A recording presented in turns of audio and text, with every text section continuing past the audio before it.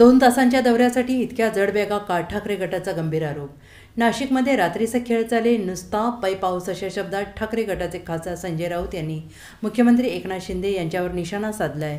केवळ 2 तासांच्या दौऱ्यासाठी इतक्या जड बॅगा पोलीस का वाहत आहेत असा सवाल करत संजय राऊत यांनी मुख्यमंत्री एकनाथ शिंदे यांच्यावर पैसे वाटप केल्याचा गंभीर आरोप केला आहे. मुख्यमंत्री एकनाथ शिंदे नाशिक दौऱ्यावर आहेत. मुख्यमंत्री एकनाथ शिंदे हेलिकॉप्टरमधून उतरतानाचा एक व्हिडिओ संजय राऊत यांनी पोस्ट केला आहे.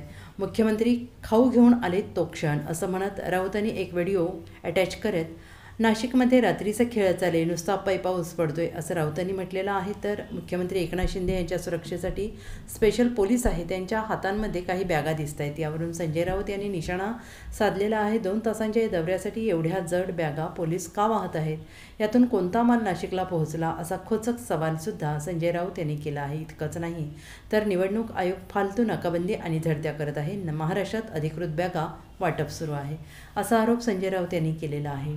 Bureau report, SBN Marathi, Nashik.